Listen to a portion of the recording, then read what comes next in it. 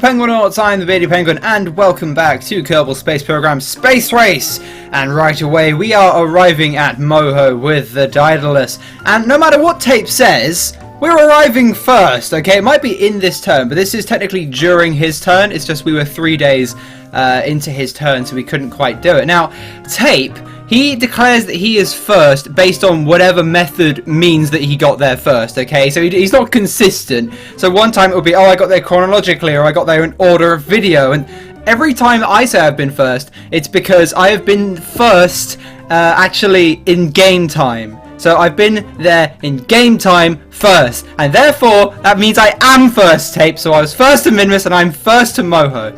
I'm not first into orbit though, because we didn't actually pack enough fuel into this thing. So I'm not first into orbit or first to land. Tape is the first into orbit and first to land. He can have that, but I was the first to fly by Moho. So hopefully we can settle on that. Anyway, so on to our first launch of today. This is our very first level 3 launch. Now, we've got an Eve window, and I thought actually it doesn't take long to get to Eve. We're going to get to Eve long before we get to Dres. I don't think we're even going to get to Dres within the lifetime of this series. It was probably a waste of a couple of launches. We could have just gone to the moon, because we only have 15,000 science left to get before we can get our legendary warp drive. We can just run straight to the warp drive, get it, boom, series over, and I've beaten Tape. So 15,000 science, I think we can do that. So we're launching a mission to Eve, and we're not building it in 2 separate parts this time, because I couldn't quite get the different 2 parts into orbit with level 2 launches. So I thought, you know, I should send it all up in a level 3 launch,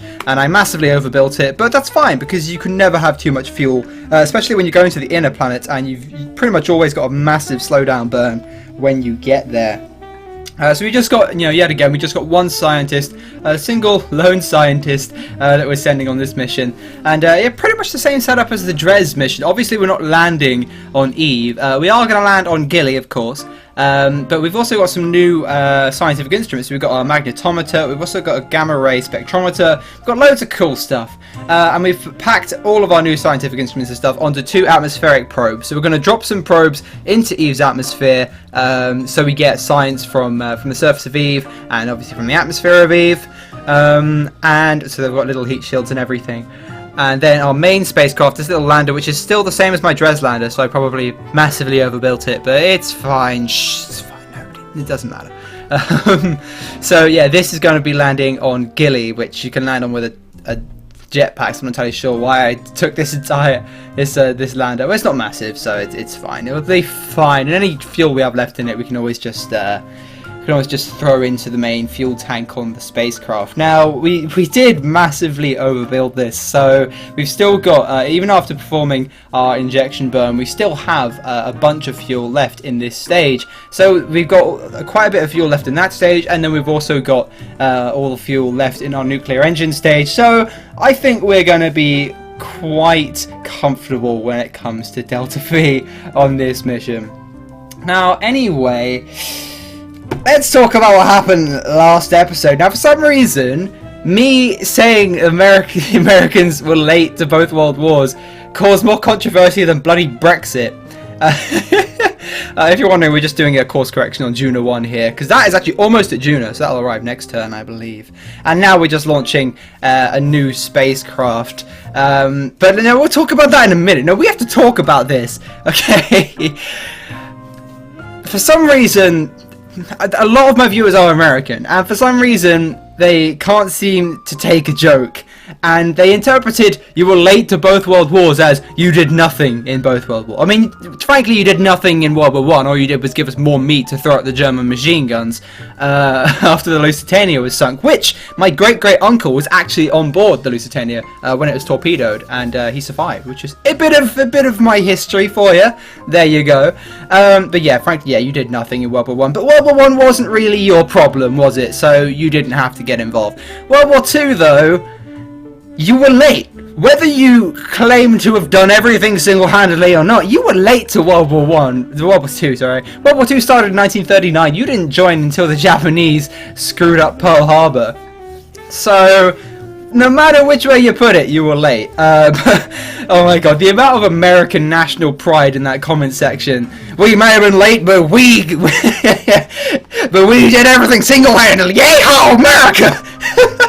It was funny. I probably offended so many people, but look in that comment section. So many of Americans just going like, "Oh yeah, we did everything, even though we were late. Oh, we won the war for you."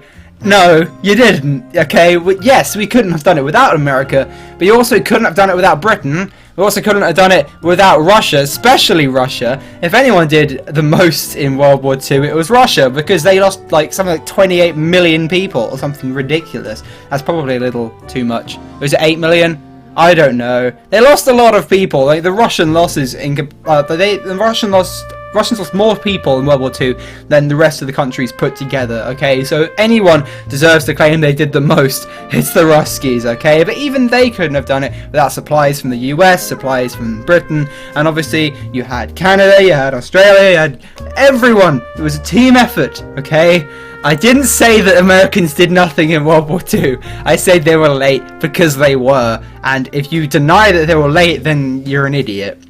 I mean, admittedly, they had reasons for not joining, you know, being in the Depression and everything. But the Depression kind of hit Britain as well, and we didn't shy away. Yeah, bloody cowards you are. I've become Irish! Nah, you're not cowards. It's fine, it's just a joke! See, an aspect of being a British person is that we're allowed to take the mick out of American people. We're your motherland, you know. We gave birth to the beautiful settlers who crossed over the Atlantic and settled in America and slaughtered all the natives, you know. So we're like your aging parent. Okay, we're allowed to take the mick out of you. We're allowed to tease you a bit. Okay, chill. Although I did have a lot of people complaining about me calling Americans Yanks. I don't see what's wrong with calling it Yanks. I mean, it's just like calling a British person a Brit, or you know, an Australian person an Aussie, New Zealand person a Kiwi. You know, I don't see a problem with calling people Yanks. But you know, whatever, doesn't matter. Anyway, onto today's mission. So yeah, I've been talking about that for a little while, but you've probably noticed. Penguin, why are you flying Tape's cargo SSTO? Well, you see, I had a little trouble developing my own cargo SSTO, and I'm actually going on holiday soon, so there won't be any videos for a fortnight or so. And I was running out of time, and I was really struggling to build this, and in the end, my advisors, they said to me, you know what? Why don't you just buy the design off of Tape? Oh, that's probably a good idea. And, well, of course, I said, what fool would sell his secrets to me? Yep, Tape's that fool. Cost us 155,000 funds, but we bought his Titan 1 design. Had to make some small changes to it because we didn't actually have all the technology on board. But yeah, we just bought his design off of him, and therefore we used it to take a MOHO probe up into low Kerbin orbit. And yes, another MOHO probe, because another MOHO window has swung around. The MOHO windows come around really often. So we can send another probe off to MOHO, and this time it will have enough Delta V and it will be a lander, but we're gonna have to wait for that transfer window, so we're just returning. And you guys know how successful my SSTO returns are, don't you? Oh no, yeah, you can tell this isn't gonna go well. Oh dear, Maxkey, you were a good pilot while you lasted, but I swear to God, I don't get how people do these re-entries, you know, without things exploding. I just don't get it. I mean, everything just overheats. I get I probably went in a little too steep here, but just if you don't go in steep enough, then you don't slow down enough. You just go straight through the atmosphere. Even when if you try and do turns, you flip out like that. So I don't get it, but whatever. So the only problem is, usually I have emergency parachutes on these things, and this time, well, since I bought the design from Tape, I forgot to put emergency parachutes onto it, so that's a little bit of a problemo. So I thought, you know what, if we can stabilize it backwards and we can land on the engines, even though they're the most expensive part of the spacecraft, hopefully we can save Maxkey, so that'll be fine. But then we happen to come down right in the middle of a mountain range.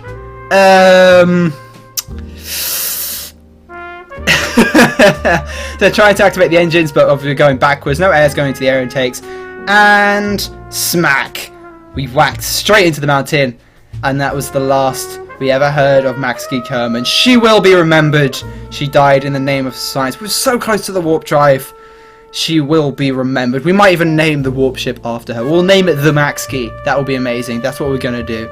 But we will not be deterred. We have to get to a warp drive. We have capitalist pigs to defeat. So we're launching another one. And this time we're launching a science module to Munmir Station. Because I thought, you know, we just need science. Let's get another science station up into orbit. Tape hasn't got a single one up there yet, which really surprises me because my ones have produced me at least a couple of thousand pieces of science. So we're going to send one to the moon. So because we've got one around Minmus, we've got one around Kerbin. Now we might as well attach one onto Munmir Station. Now this SSTO actually turned out to be ridiculously helpful. So Tape, I'm not entirely sure why you sold it to me. Some of you might have recognised me earlier saying what fools would sell their secrets as the quote of what Stalin said when the Ruskies wanted to buy some jet engines from the British, because after World War II, Britain was leading the world in jet engine technology. And the Ruskies, well, they were struggling to build a new jet engine to power their MiG-15. And they just couldn't do it for the life of them. So some of Stalin's advisors said, you know, why don't you just buy one from the British? You know, they're stupid and they're bankrupt, because the Americans decided to call in all their debts, despite the fact they're giving billions of dollars of Marshall aid to everybody else. So obviously Britain wasn't on particularly good terms with America after World War II. And there was actually a lot of sympathy for communists. So Stalin just said, yo, can we have some of your jet engines? And we were like, yeah, sure. Because Stalin before then, he famously said, what fools would sell those secrets? And it turns out, yep, Britain, we're those fools. So we sold them wonderful jet engines on the condition that they didn't put them into any military aircraft, and they obviously immediately proceeded to put them into every single military aircraft they had. And then when we asked for them to pay for them, they went no, and we didn't get paid. So good job, Britain. Woo! Good job. Yeah, after World War II, we really weren't a world power anymore, were we? But anyway. A lot of people do seem to be surprised that I'm British, and a lot of people seem to be surprised that Tape's British as well. I've seen it in the comments all the time. Wait a second, you're British? What is this? And I think that comes from the view that all British people speak like this. I say, oh, tally-ho, over the top, Field Marshal Hayek wants his drinks cabinet 6 inches closer to Berlin by supper. I say, Geronimo, tally-ho, El Chetno. Very few people in Britain actually talk like that. I mean, last episode I did give a little guide on the different accents of Britain, but most people, we just talk like this. Like, it's like, you know, some people seem to think all Americans speak like rednecks, and no, okay, not everyone's got ridiculous accents, and most of us do just speak like this. It's actually, so I'm so surprised that people seem to think that I'm American. I sound nothing like an American. My accent is very much not American, at least I thought so, but no, British people certainly certainly do not speak like that. So I had to reply to a few comments saying, yeah, I am actually British, you know, to which I pretty much always get, you replied to me, what? Okay, now here's something that people also have a misconception of, right? So I have a few thousand subscribers. That doesn't mean that I think I'm famous, okay? I don't think I'm better than any of my subscribers. I don't think I'm superior to anybody, okay? And if I do reply particularly harshly to a comment, that's just because, well, a couple of reasons. It's A, I'm a sarcastic asshole, okay? Second of all, it's probably a stupid question if I've replied really harshly. But I don't think I'm better than anybody, and I feel like I'm on the same level as you guys. I am just a guy who enjoys making YouTube videos, and it seems that I've got, just from pretty much sheer luck, I just happen to get a few more views than a lot of people. And therefore I've got a little community, but that doesn't mean that I refuse to talk to people or I refuse to play with people just because, oh, I'm superior to you, haha, I have all the subscribers and you don't. No, I don't think that.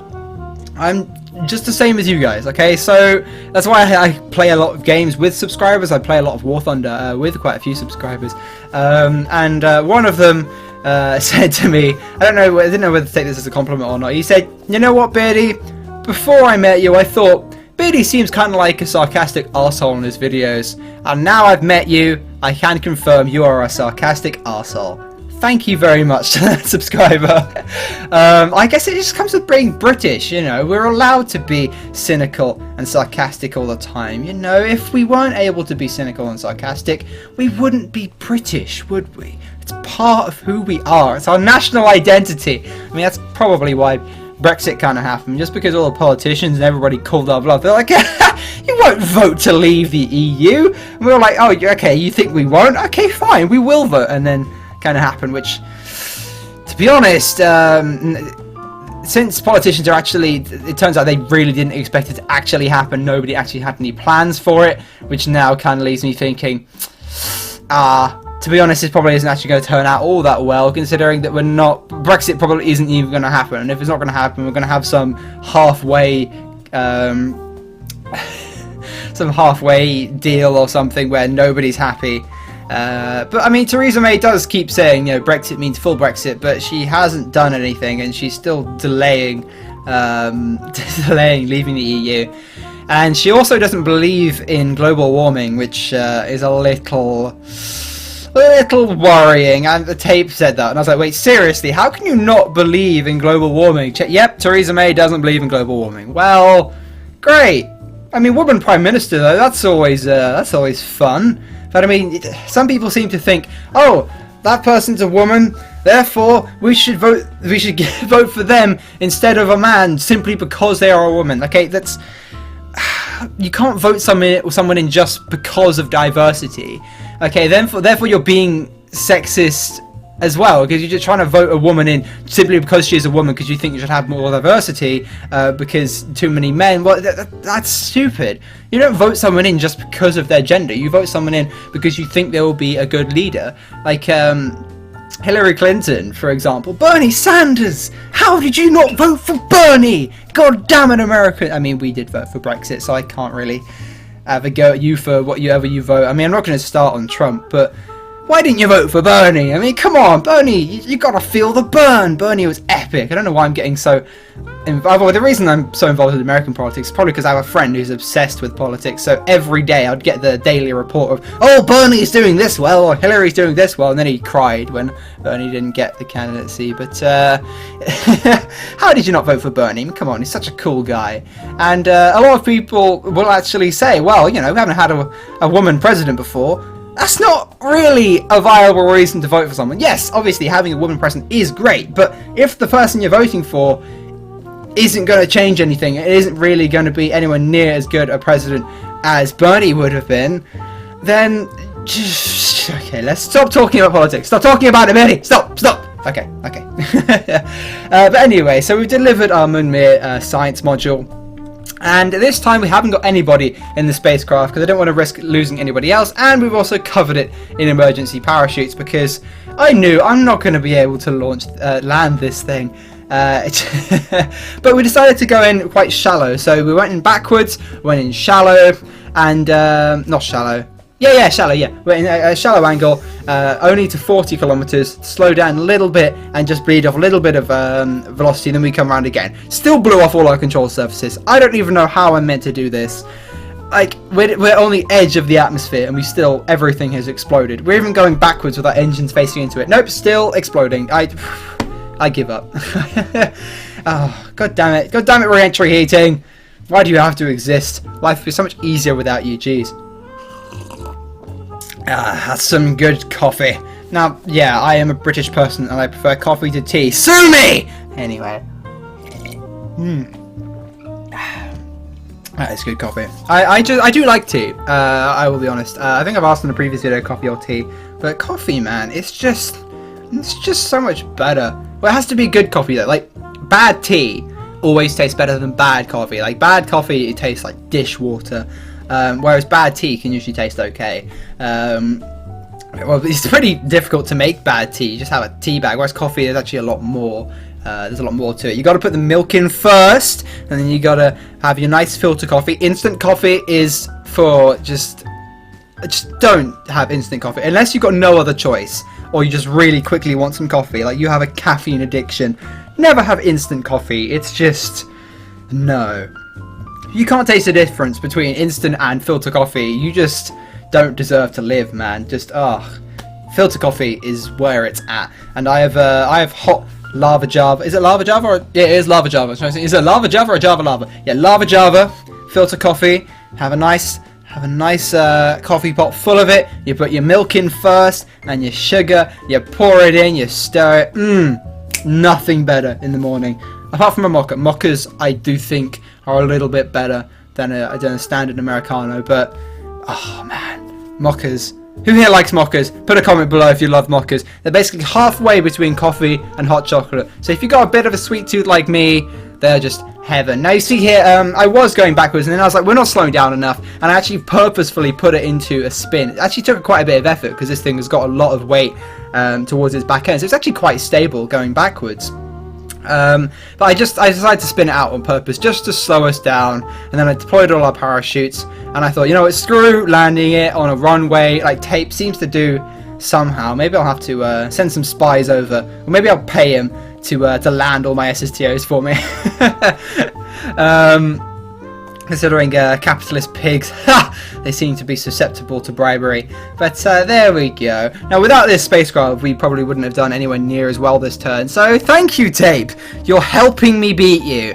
I don't think this series is going to last much longer, to be honest, because, as I said, 15,000 science, probably less than that now, to get to that warp drive. So, Tape, better get your game on, mate, because I beat you to Minmus, I beat you to Moho, and I'm going to beat you to that warp drive, no matter what you say! Anyway, so the Zvezda has fully refueled, and it's got about 1,400 units of ore on board, so I thought, okay, let's send it up to the space station. And this time it's actually on the equator, it's right below the space station, so that means it doesn't have to jettison any ore out, and it can actually get into orbit without using all of its fuel, which is nice because it only needs about half tank of fuel to land back on the moon again. It needs about 700 units, and we managed to get it up there with 500 units, and with the amount of fuel that's actually on the station, we can just refuel it a little bit and send it straight back down, so we're not actually using too much of the fuel stored on the station. And it's only going to take 2 more trips before the station is filled with ore. Then we can convert all the ore into liquid fuel, we can fill the station with fuel, and then we can have a nice refueling outpost around the moon, which is going to be great. And once it's full of refuel, once it's a refueling outpost, that means we can then use the Zvezda, or maybe even a different spacecraft that's just small, light, and then it can just zip around to all the different biomes, refuel at the station, and we can get science from everywhere on the moon's surface and beat Tape to that warp drive. As well, I think Tape's even accepted at this point that we're just gonna beat him. Let's be honest, we're so far ahead of him in science. I don't know about money because I've been spending a lot of money and I haven't been doing many contracts recently. I've just been doing everything in the pursuit of science, and after blowing up a few quite expensive spacecraft, we're only on about 1.3 million funds right now.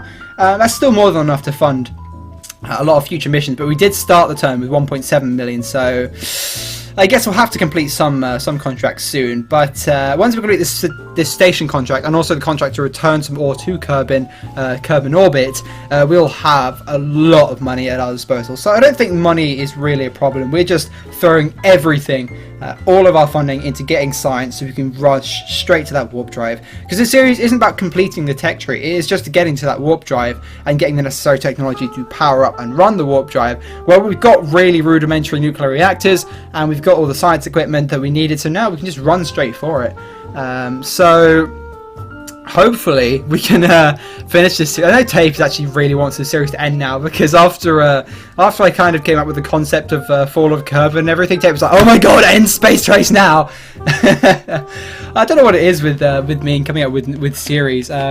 I come up with so many new series all the time. So I came up with Collaborative Warfare, and I approached Tape with the idea, and he was like, oh my god, yes, I'm in! And now I've approached him with Space Race, he's like, yes, Space Race, I'm in, let's do it!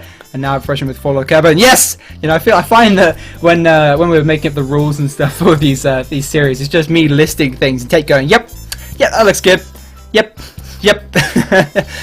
So pretty much I'm doing all the rules and everything for the new series, and sorting out the balance and making sure that everything's making a rule set and everything, and Tape's the one who's using Kerbal constructs to make all the bases and all that good stuff.